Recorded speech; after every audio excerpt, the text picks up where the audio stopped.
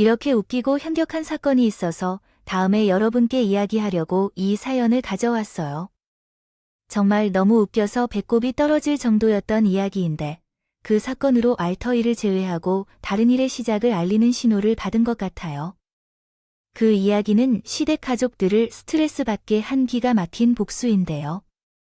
정말 다양한 사건이 일어나는 집안이었는데 이 사건은 미쳐도 되는 드라마 속에서 벌어질 법한 일이었어요. 원래 결혼할 때에는 상상조차 못한 정도의 파렴치한 인간들을 줄이야. 우리 며느리는 정말 최고로 대접해 주어야 해요. 진짜 어떻게 이런 며느리가 우리 집에 왔는지 모르겠어. 며느리만큼 대접을 잘 받고 있는데요. 나는 식당을 운영하면서 제일 중요하게 생각하는 것은 손님들이 왕이라는 사실이다. 그것이 말이 되는 얘기지. 우리 며느리도 그렇게 생각하니까 왕처럼 대접을 받도록 해주세요. 그냥 가족 같은 사이라는 말이 어울릴 정도로 처음에는 극진한 서비스를 제공했지만 결혼하고 혼인신고를 하고 아이를 낳으니 완전히 180도 변해버린 거죠. 그전에는 건물 홍보를 하면서 공짜로 행주를 나눠주고 물티슈도 줬어요. 그런 서비스가 있다면 테이블을 청소할 때 돈을 주고 사야 하는 물건을 공짜로 주던데 아이가 20개도 가지러 가겠다고 해봐라고 하겠어요. 아이 가서 건물 홍보할 때 지나가는 사람들에게 하나씩 나눠주는 건데 어떻게 20개나 공짜로 달라고 할 수 있어요. 아이고, 전 못해요. 그리고 세상에 그런 걸게 달라고 하면 미친 사람 취급을 받을 거예요. 공짜로 받을 수 있는 걸 돈을 주고 사면 아깝지 않을까요? 그리고 어차피 한 번 보고 안 볼 사람인데 미친 사람 취급 좀 당하면 어떨까요? 가서 가져와. 염치 따를 필요가 어디에 있어? 모르는 사람인데 개똥도 얕게 쓰려면 없다고 하면 개똥이라 해야 하는데 필요하면 무조건 줘야 한다.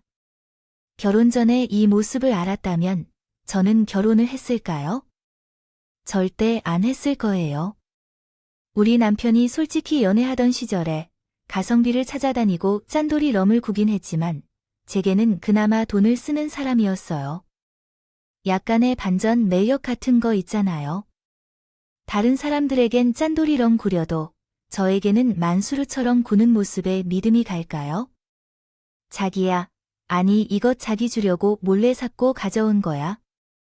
아무도 주지 말고 귀한 보양식 재료라고 하니까 자기만. 귀중한 재료라고 해도 먹어야 해요. 가족들과 함께 먹어야지. 그래서 어머님의 식당에 가서 같이 식사하는 건 어떨까요? 당신이 찾아오면 어머님도 좋아하실 거예요. 아이, 우리 엄마는 귀중한 걸 잘 모르시고 양도 많이 없는데 누구와 함께 먹을 생각 말고 우리는 혼자서 먹어야 해요. 자기 몸이 허하다 하잖아. 이 사람과 결혼하면 굶어 죽진 않을 것 같았는데 그게 그 사람의 진짜 본성이었어요. 그냥 내가 줄 때도 많지 않고 착한 성격일 것 같아서 그 사람과 함께 살면 편하게 먹을 수 있겠다 싶어서 저를 꼬셔보려고 잘 대해 주었던 것이었어요. 결혼한 지 얼마 안 되었는데 돌변하더라고요. 저는 이중인격이라거나 지킬 앤 하이드 같은 거라 생각했는데 진짜 꼭다랍다랍이 맞아요. 예외는 아니었던 것이었습니다. 친정에 용돈을 주는 일은 절대로 상상조차 할 수 없는 일이었고 항상 저를 공짜로 부려먹을 생각만 하더라고요. 이게 또 무슨 소리인가 싶으시죠? 사실 저희 시댁이 식당을 운영하고 계셨거든요. 으리으리하거나 뭐 색이 있는 그런 식당은 아니었고 백반 위주로 판매를 하는 기사 식당 비슷한 걸 운영하고 계셨었어요. 젊은 층의 손님보다는 나이가 조금 있거나 아니면 막노동을 하는 사람들이 대부분 식사를 하러 오시는 그런 곳이었죠. 인테리어 그런 게 뭐예요? 그냥 촌스럽기 그지없고 리모델링 한 번을 안 한 그런 식당이었는데 곰팡이 핀 거 아니에요. 이런 건 락스 칠해서 박박 닦아야지. 식당에 곰팡이가 피어 있으면 누가 와서 밥을 먹겠어요? 아이, 거기다가 이렇다 사람이 있어야 하지요. 반찬들은 손님상에 이미 한 번 나간 반찬들 아니에요. 이거를 다시 여기 놓으면 어떡하죠? 손님상에 새로 나갈 반찬들도 있더라고요. 혹시 어머님은 반찬을 재활용하시나요? 그리고 이 지방 덩어리들은 뭐예요? 어차피 손님들은 젓가락으로 뒤지기만 하잖아요.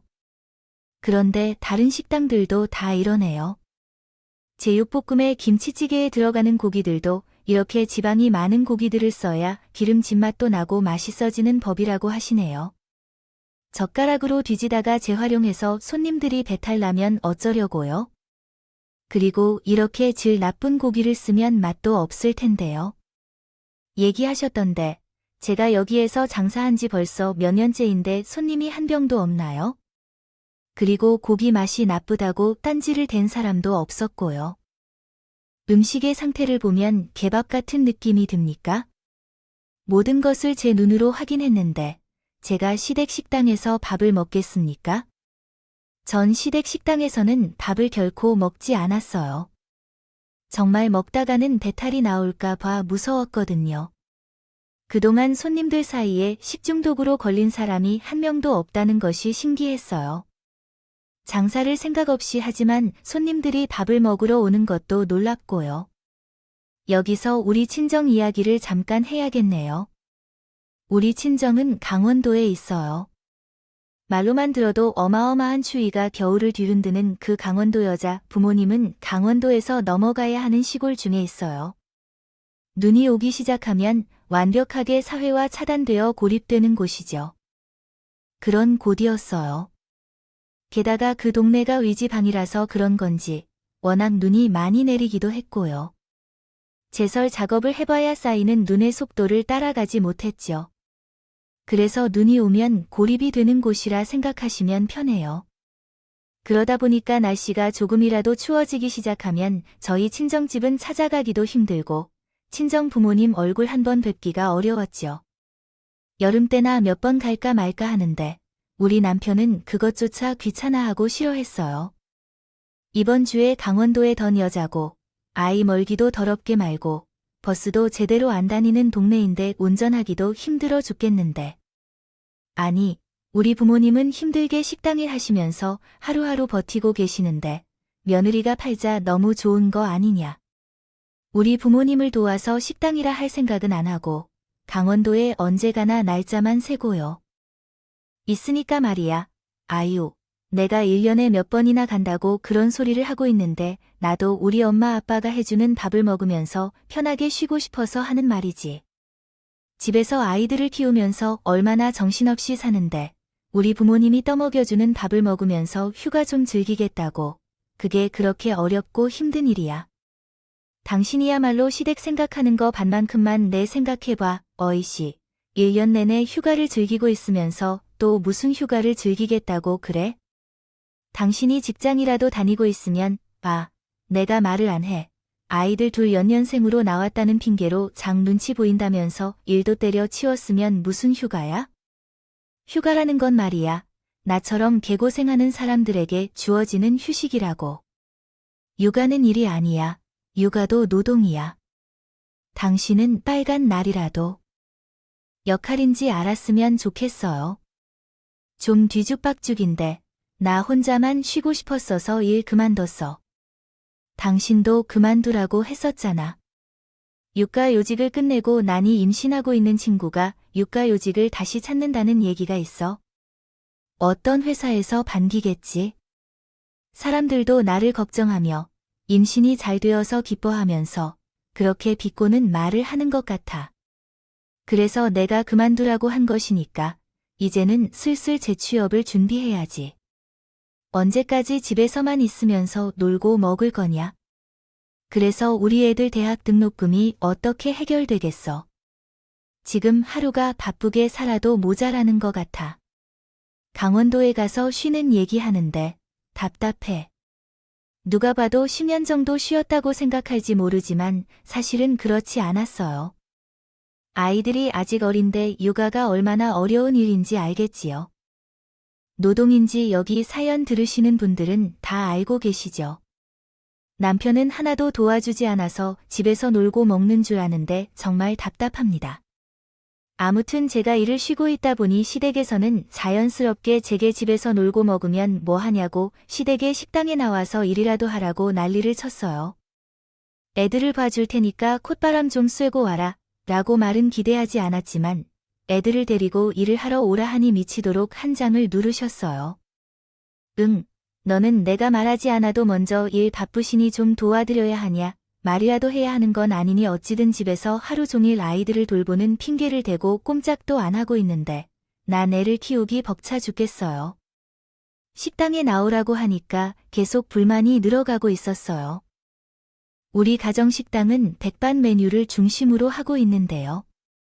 찌개는 꼭 제공해야 하는데 우리 아이들을 데리고 가다가 다치면 어떻게 하라는 건지요.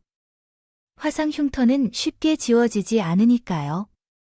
아이들은 2살과 3살 뿐인데 식당에서 아이를 돌보기 어렵겠죠. 아이들을 어디에 맡기고 일을 해야 하는 거냐고요. 오히려 집에서 아이를 돌보는 게 더 좋을 것 같아요. 가족들이 강원도에 계셔서 아이를 맡기기도 어렵고 식당에서 아이를 돌보며 일을 하는 것이 너무 어려운데 다치지 않게 멘탈이 깨질 것 같아요. 유모차에 진짜로 종일 있게 할 수도 없으니까요. 제가 가도 도움이 되지 못할 텐데요. 집에서 아이를 돌보는 게 낫겠죠. 밖에 안 되는 거 알잖아요. 우리 식당은 좌석도 좁지만 거기 온돌도 사용해서 따뜻한 분위기라니 좋겠어요. 어린이들을 거기 놓고 있으면 손님들이 오면 유모차에 잠깐 태워놓으면 되는 거 아닌가요? 나는 내가 하는 말들이 그냥 식당 일하기 싫어서 핑계로만 들린다고 생각해. 융통성 있게 일을 하기도 하지 않고 매번 변명만 하고 앉아 있어. 내가 어린이를 챙길 생각도 없어. 손님들 자리에 앉아 찌개를 주문해야 할지 고민해. 그리고 손님들이 식당에 오면서 식사를 할 때 어린이 울음소리나 움직임으로 집중이 흐트러질 수 있어. 무슨 일이 생기면 서로 곤란할 텐데. 그리고 어머니, 내가 한 일을 인정해주는 것도 아니잖아. 다른 이들보다 더 열심히 일해봐야겠어요. 월급도 주시지 않으면서 이러다가 우리 딸이 아주 어리광경이 올랐군요. 어디 가족끼리 서로 돕고 도우면서 사는 건데 월급을 달라니 용돈을 달라니 하는 그런 소리를 하면서 내가 어디 며느리 돈 달라는 소리에 무서워해서 부탁이나 할 것이겠어요. 우리 집 사정도 명백히 알면서 나서서 용돈을 주도 모자라는 걸 판단하나 봐요. 아이고, 내가 말을 해볼까 말을 못하겠어요. 본인이 어떻게든 한 푼이라도 더 아끼려고 며느리를 종 취급하시는데 저는 고운 마음으로 도와드리고 싶겠다니까. 결혼 전에는 정말 싫은 소리 못해도 무조건 내내 하고 있었던 주변 친구들이나 상사 등이 요구한 대로 다 해줬었지만 결혼하고 나서 너무 당하니까 성격이 바뀌더라고요. 일단 의심부터 하고요. 수지 타산이 맞지 않으면 일도 나서지 않는 사람으로 변해버렸어요. 저는 전부 시댁에서 저를 부려먹으려고 하는 것으로 이해했기 때문에 자연스럽게 털듯한 삶의 지혜였다 해서 우리 시어머니 얼굴에 엄청나게 큰 비립종이 하나 나타났었어요. 레이저 치료를 받아야만 사라질 것이라고 했는데 시어머니가 돈이 아깝다고 그냥 내버려 두고 있었어요. 그 비립종은 엄청나게 눈에 띌 정도였는데 제가 그것을 이용해 잠깐 시어머니를 놀렸었는데 원래 욕심이 많은 사람들은 얼굴에 혹주머니를 달고 다닌다고 하잖아요. 사실 그것도 지병 덩어리인지 회의랑 비슷한 건지 아무튼 그만 좀 부려먹으세요. 나름 사이다 톡톡 내뱉으면서 할 말 다 하고 살았는데 옛말에 그런 말이 있잖아요. 말리는 신우가 더 미워하는 얘기였어요. 법는 그렇지만 우리 집에는 신의가 없어서 그런 건지 남편이 신의를 빨아서 요진 놈이었어요. 제가 시어머니랑 이런 설전이라도 벌인다면 남편은 옆에서 야단을 치며 시어머니 편을 들면서 고들고들 거드는 겁니다. 우리 어머니가 나이도 많고 관절도 안 좋으니까 힘들어서 며느리에게 도와달라고 하는 건데 내가 집에 시집 온 사람이 그거 하나 못 도와줘? 내가 도와주면 얼마나 좋겠니? 인건비도 아낄 수 있고 우리 식당의 매출 회전도 빨라질 텐데. 서로 좋은 건데 지금 힘든 것만 생각해서 못 도와주겠다고 하는 게 참으로 이기적이야. 아닌가? 이기적이란 말이야. 저기야, 내가 집에서 놀라는 사람도 아니고 말이야. 그러니까 내 노동력의 가치는 누가 챙겨주는 거야? 아니, 어머니가 밥이라도 챙겨준다면 나도 용돈을 벌기 위해 기꺼이 달려갈 거야. 당장 애를 돌볼 사람도 없고 애 길을 어떻게 할지도 몰라 그냥 식당에 가서 돈 벌까. 이기적으로 보면 누구지? 왜 노동 대가를 받지 못한다는 생각을 해야 하는지 모르겠어. 우리 부모님이 이제 못 벌어주신다면 우리가 그 노후를 책임져야 한다는 것을 이해하지 못해서 내가 일해서 번 돈으로 우리 부모님의 노후를 준비한다는 거구나. 우리가 용돈을 쓰는 대신에 내가 일하는 것이라고 말이야. 그거 완전 궤변인 것 같아. 얼마나 생각을 해도 맞지 않는 얘기를 하고 있어. 그럼 내가 일해 시부모님 노후를 챙긴다고 가정하자면 그럼 우리 부모님은 당신 말대로 시댁만 챙기는 거니까 우리 부모님한테도 용돈을 주는 것이 맞지 않겠어? 저건 아니지. 강원도에 살고 있어서 돈을 쓸 일이 그렇게 많지 않잖아요. 왜 도움이 필요하다고 생각했는지 이해가 안 되고 또 그런데 남편과 시댁에 가서 그랬었지. 아이고, 그러다가 자리를 뜨는데 정말 기가 막혔어요. 그 말을 하면서 머리부터 발끝까지 이혼하고 싶다는 마음이 솟구치는 것 같았어요.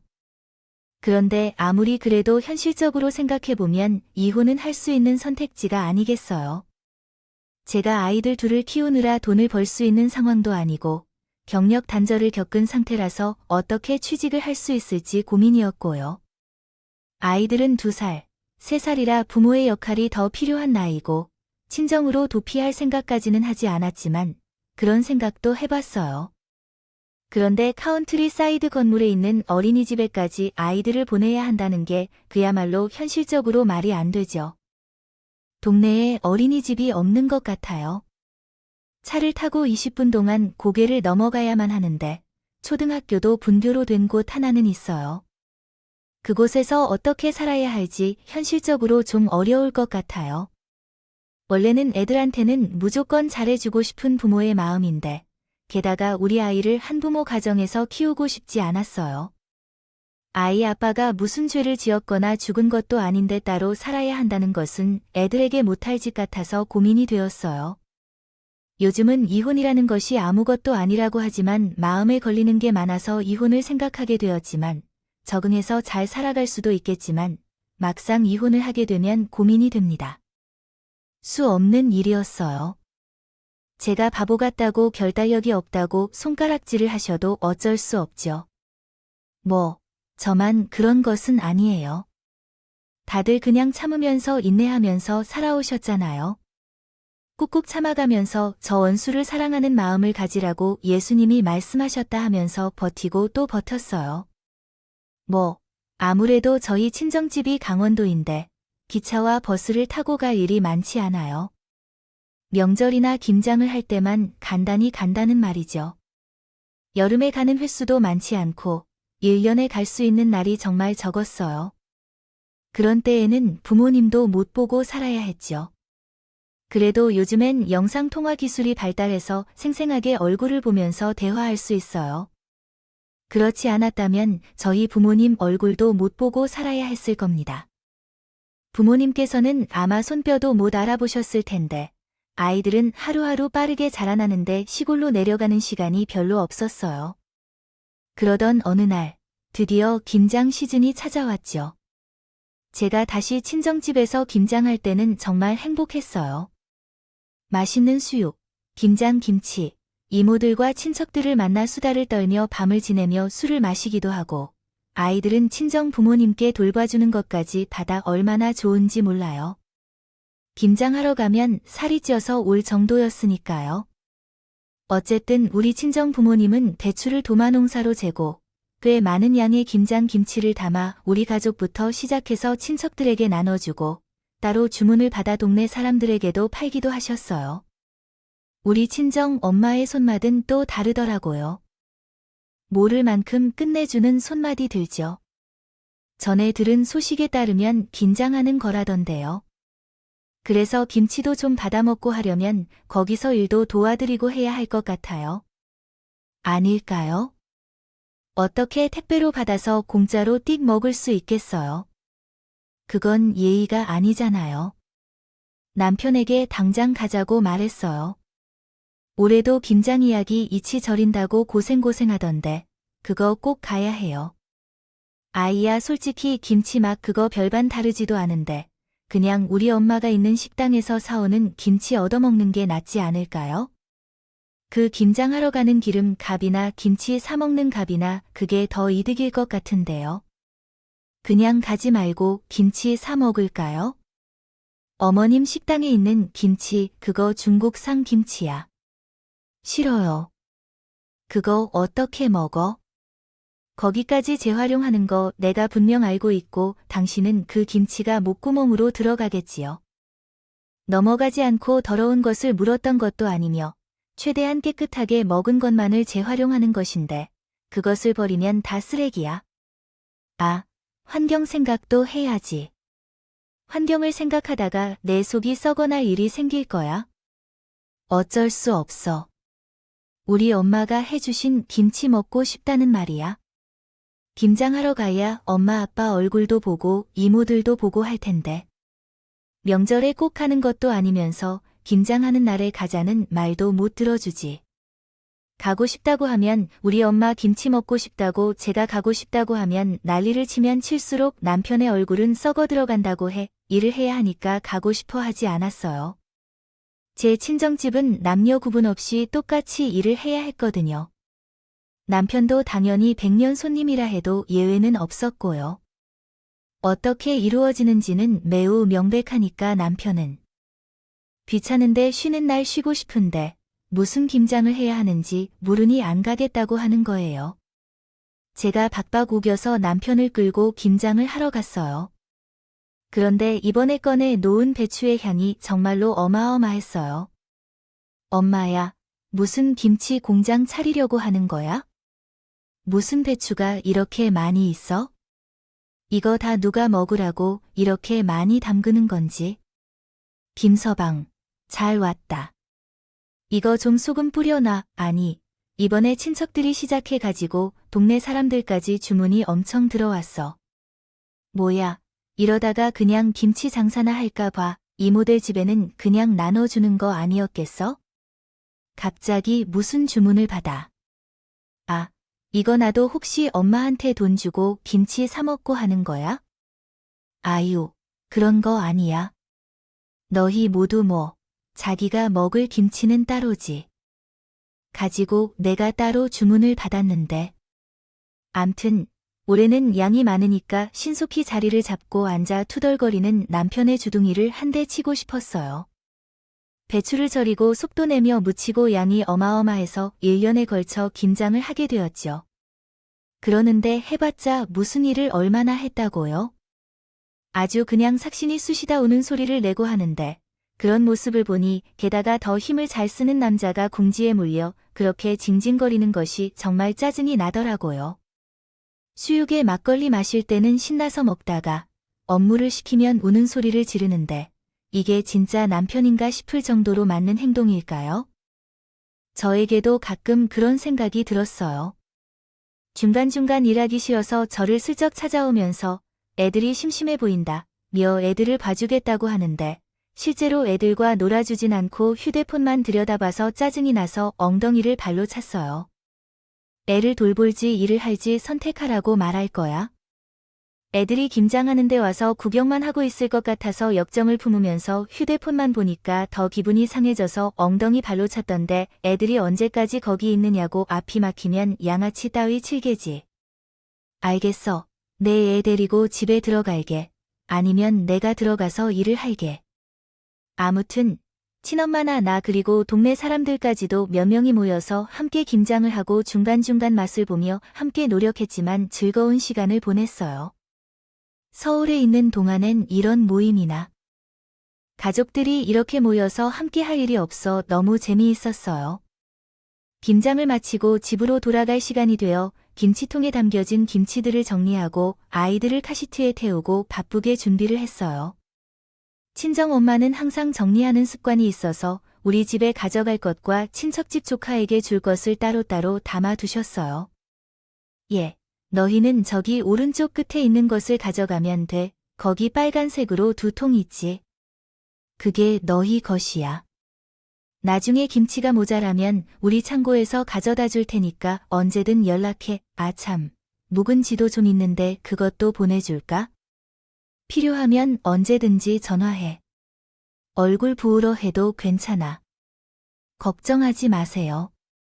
우리 엄마는 김치 없으면 밥을 못 먹잖아. 김서방한테 차에 실어두라고 말할게요. 해야겠다. 아, 여보, 저기 오른쪽 끝에 있는 2통만 실어주면 돼. 엄마, 나 어제 먹었던 시 좀 챙겨주면 안 돼? 어제 그 식혜가 너무 맛있더라. 그거 있으면 커피 안 마셔도 되겠어. 아이고, 그거 지후 억에 있는데. 그래, 한 통 줄 테니까 가져가. 아, 들어와서 가지고 오마. 아니다네. 아버지한테 인사도 할 겸 들어와서 같이 들고 가. 남편이 김치통을 트렁크에 싣는 동안에 저는 집으로 다시 들어가서 친정 아버지께 인사드리고 엄마가 담았다는 시체까지 한 통 챙겨서 차에 올라탔어요. 시가 달달하니 아이들도 입맛에 잘 맞았는지 잘 먹더라고요.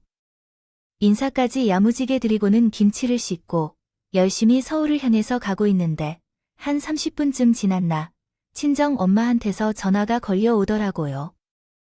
아우, 예, 김치를 오른쪽에 2통만 가져가라고 했는데 도대체 얼마씩 들고 간 거야? 그거 전부 이리저리 나눠줄 물건들인데 모자라면 준다고 해서 다 들고 갔어. 아니라고, 아이들 아빠한테 2통만 챙기라고 했는데 여보, 김치통만 2통 챙긴 거 맞지? 거기 있는 걸 더 들고 온 거 아니야? 그게 아니야. 엄마가 주문한 걸로 했어. 그러니까 남편이 운전을 하면서 시큰둥하게 2통만 챙겼다고 했어.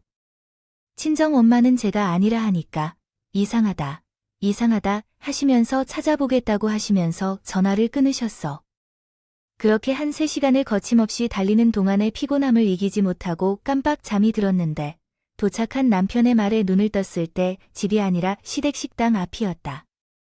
설마 지금 친정집에서 일을 하고 와서 시댁식당에서도 일을 하자는 건가 싶었는데 남편이 아무 소리도 안 하고 내려주더라고요. 여보, 나 너무 피곤한데 그냥 집에 가서 밥 먹으면 안 돼?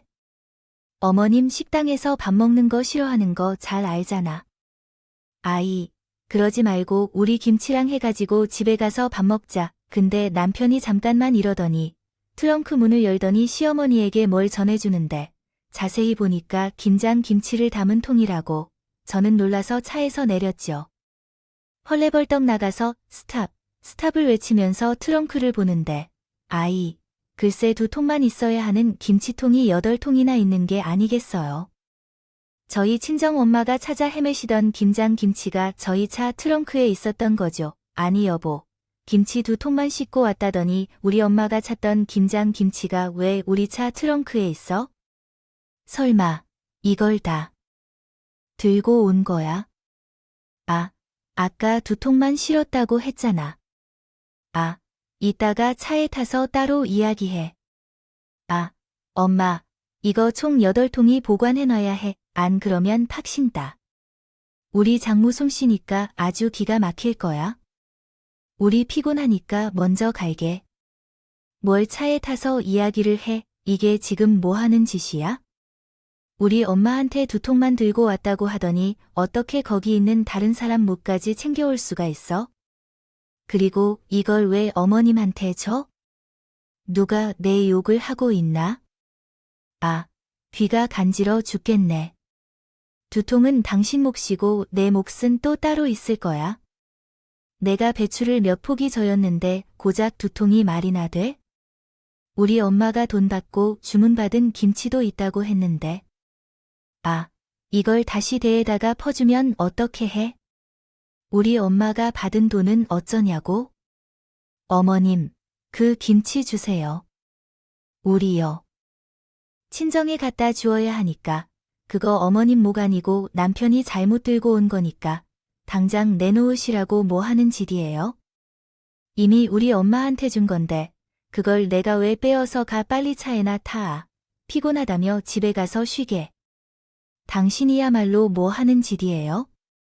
우리 엄마 김치야. 그것도 남에게 돈 받고 팔기로 한 김치인데 그걸 당신 무슨 권리로 시댁에 가져다 주냐고. 아, 기가 막히네. 정말. 아, 진짜. 당신이야말로 생각이 있으면 지금 이러면 안 되지. 식당에서 김치 사는 돈이 얼마나 줄 알아? 아무리 중국산이라고 한들 비싸다고. 아이, 장모님이야말로 김치 가져갔다 하면 잘했다고 할걸. 시골 촌뜨기 그 손은 빠르다고들 하잖아. 우리가 가져온 거 해봐야 얼마나 되겠어?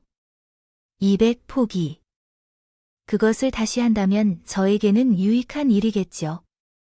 귀로 듣는 척하면서 말하는데 한마디로 시어머니 식당에서 중국 상품이라도 김치 사는 돈은 아까워서 친정에서 김장한 것을 모두 들고 와서 시어머니에게 준 것이었어요. 공짜 김치라고 하면서 시어머니에게 넘겨줬는데 제가 정말로 놀라서 앞이 멍해졌어요. 꼭지가 확 돌더니 소리를 크게 지르며 차에 타지 않고 바로 가져오라고 우리 엄마에게 돌려달라고 했던 순간 남편이 차에 올라가서 시동을 걸자마자 아주 당당하게 말했어요. 장모님, 손이 빨라서요. 다시 해주시라고 말씀하시면 차에 타지 않으면 그냥 출발한다고 했는데 제자리에 약 올리는 저를 남겨두고 차를 출발시켜 버렸어요.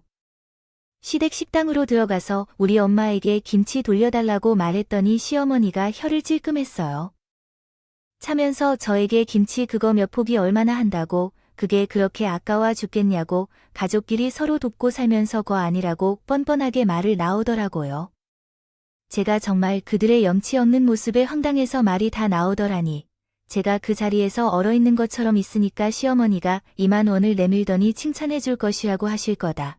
시댁 식당에서 한 일을 말하면 아이 당연히 칭찬부터 할 것이고 가족끼리 이런 것 저런 것 따지면서 피곤하게 살 것이냐.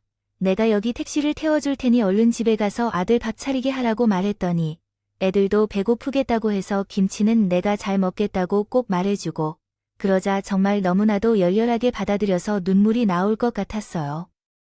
제가 식당 문 앞에서 2만 원을 받으면서 부르는 것처럼 말했습니다. 원치 않는 손해를 보고 화내며 걷고 있던 중에 더 이상 참기 힘들어져서 식당 문을 열고 들어갔더니 시어머니가 아직 가지 않았는지 나를 왜 들어왔느냐며 빤히 쳐다보시더라고 하셨어요. 어떻게든 감정을 터뜨려야겠다고 생각하며 말을 하려 하였지만 시어머니가 선수를 치더니 제게 걸레를 던져 내오신 것 아닌가요? 아, 이 정도의 선물이라면 어떨지도 모르게 걸레를 받아내 주었어요. 제주도 좋다 며 내용 없이 말했는데 집에 가기 싫은 만큼 여기 계신 테이블에 좀 도우러 오라 하셨어요. 테이블 상에 남은 음식물은 깨끗하게 치우고 상태 좋은 반찬들은 어디에 놓는 게 옳은지 알려주세요. 오늘은 주말이라 일손이 부족했지만 너가 이렇게 나타났다는 것은 식당에 도움이 필요한 모양이야. 들어온 줄 아세요? 아니요. 어머님이 남편이고 정말 한 핏줄 아니라 할까 봐 뻔뻔하게 나오는데 진절머리가 나요.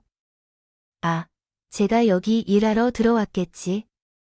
김치가 그렇게 탐이 나서 훔치기 않지해요. 해도 정말 너무 하시네요. 아니, 어떻게 가족이라는 이름을 뻔뻔하게 들먹이면서 우리 친정집에서 담근 김치를 훔치고 있어요. 훔치기를 뭘 훔쳤다고 그래? 자꾸 나는 우리 아들이 준 거 받은 죄밖에 없다. 그리고 우리 집이 식당 하는 거 뻔히 알고 있으면 우리 집에서 쓸 김치도 좀 넉넉하게 담아두면 되는 거 아니에요? 어떻게 사람들이 야박하게 자기들끼리 먹을 약만 그만해서 나눠줘. 그나마 다른 친척들은 돈 주고 샀거든요. 어머님도 우리 친정 김치가 탐이 난다면 돈 주고 사드셨으면 되는 것 아닐까요? 아니까 김치 장사를 하는 사업장도 없는데 돈을 받고 김치를 판다면 그것은 법적으로 문제가 될 것입니다. 제가 신고를 하지 않는 것에 감사해야 할 거예요. 제가 이 사실을 신고하면 큰 문제가 될 걸로 생각하는데 그러한 무법한 일을 하고 계시다니 참으로 안타깝습니다. 역시 시골 사람들은 그런 법을 모른다는 건지 매우 무법적으로 행동하는 모습이네요. 제가 이를 목격했지만 말할 수 없는 상황이어서 손에 들고 있던 걸레를 너무 답답해서 시어머니에게 던졌어요. 시어머니는 무슨 짓을 하냐며 저에게 따끔하게 말했지만 눈물이 날 것 같아서 강제로 참고 시댁 식당을 나와서 택시를 타고 집으로 오면서 친정 엄마에게 전화를 걸었어요. 엄마, 너무 미안해요. 아, 맞다. 모자란 남편 새끼가 김치 8통을 가져왔어. 아마도 근처에 있는 김치까지 모두 가져왔나 봐. 이에 대한 보상을 돈으로 해주어야 할 것 같아요. 줘야 할 것 같지만 엄마 계좌로 돈을 보낼 거야. 근데 그 김치를 시댁 식당에 준 적이 있어. 식당에서 손님들에게 줄 거라고 하면서 가족끼리 서로 돕고 사는 것이라고 말했어. 나는 정말 속상해. 원래는 그 김치를 시댁에서 운영하는 식당에 가져가서 그냥 내 김장인 것처럼 주면 되는 건데 걱정하지 말고 계좌로 돈을 넣지 않아도 돼. 너는 그냥 마음 편하게 먹으면 돼. 어차피 시간이 알아서 해결해 줄 거니까. 친정 엄마는 유쾌한 목소리로 이야기하시는데 순간 무슨 생각이 들었는지 모를 정도로 울컥하며 눈물이 흘러왔어. 무슨 일이 벌어지는지 몰라서 며칠 동안 불안했지만 나중에 이 사건에 대해 알게 되었어. 왜 저희 친정 엄마가 저에게 가만히 있으라고 했는지, 그 사건을. 저는 말하는 걸로 정확하게 일주일 후 시어머니가 집에 찾아왔을 때 제가 참을 수 없을 정도로 신음소리를 지르고 소란을 피웠어요. 그 어린 처사로 여러분을 괴롭히려는 생각을 했나 봐요. 평소 음식을 가지고 농담을 칠 수 있다고 생각해? 넌 우리 가족을 속이고 이런 짓을 할 수 있을 거라고 생각해? 그리고 김치 줍기 싫어한다고 했던 것도 전부 연기했던 거지. 내가 얼마나 희망을 보였는지 몰랐는데 몇몇 권리를 속이고 종이를 던지면서 내가 속은 줄로만 알고 있는데 그게 전혀 다른 이야기네. 사실 치료비 청구서였고 영어를 이해 못하는 나는 장염, 배탈, 위염 등 말을 읽어봤지만 아무것도 몰랐어. 왜 나한테 이런 말을 던지는 건가 싶어서 이게 뭐냐고 되물어봤죠. 하지만 아쉽게도 명령기 납시였다 쉬어. 어떻게 이런 상황이 벌어진 걸 모르는 척하고 있는 거야? 알았다고 하니까 지금이라도 솔직하게 말해야 해. 너가 일부러 그래서 찾아와서 너무나도 당황했어요.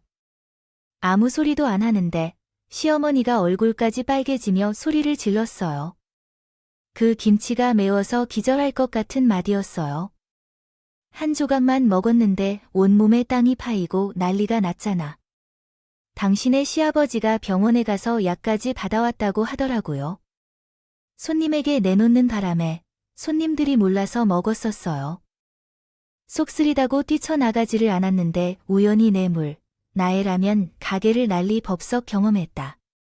손에 떨었다고 그날 정말 아수라장이 되었다고 하셨습니다.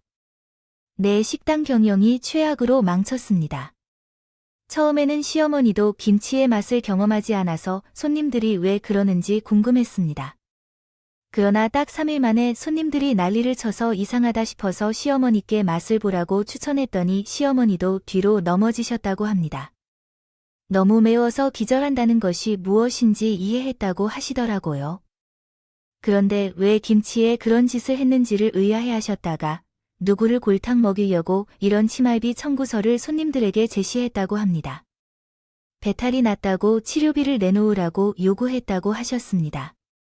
영어를 모르는 저는 그때까지 멍하니 있었는데 시어머니가 다른 종이까지 하나씩 던지더라고요. 아, 그냥 곱게 주면 될 것을 뭘 던지나 싶어서 보니까 고소장이더라고요. 물개 절도로 되어 있는데 자세히 보니까 고소를 건 사람이 우리 사촌 동생 이름인 거예요. 여기서 제 사촌 동생의 이름이 왜 나오는 건지 진짜 무슨 일인지 모르겠어서 사촌 동생에게 그 자리에서 바로 전화를 걸었어요. 우리 시어머니한테 왜 고소를 싶어서요? 사촌 동생이 이내 전화를 받았고 모든 이야기를 말해 주어야 했어요. 사건이 어떻게 된 것인지 시간 순으로 알게 되었죠. 그러니까 우리 사촌 동생이 친정 엄마한테 김치 주문을 맡겼다고 했었잖아요. 우리 사촌 동생이 먹방이라고 하는 먹는 방송을 찍는 개인 방송을 하고 있는 아이인데 엄청나게 매운 음식만 찾아 먹는 방송을 주로 하는 애였어요. 매운 걸 너무 좋아해서 말이죠. 캡사이신을 포함한 베트남 고춧가루로 만든 김치를 요청하여 드린 돈까지 드렸는데 그것을 우리 김치 저장 용기에 놓아 두었더니 남편이 김치를 자기 것으로 생각하고 다 가져왔습니다. 캡사이신이 포함된 베트남 고춧가루를 넣은 만큼 매운맛이 강해서 식사 중에 손님들이 실신하는 사태가 발생하여 위험한 상황이 벌어지고 있습니다. 장염이나 배탈 증상이 나타나서 치료비를 청구하는 일도 발생하고 혼란스러운 상황입니다. 한편 우리 사촌 동생이 자신이 구입한 김치를 제멋대로 가져갔기에 사비도 치솟아 상황이 곤란해졌습니다.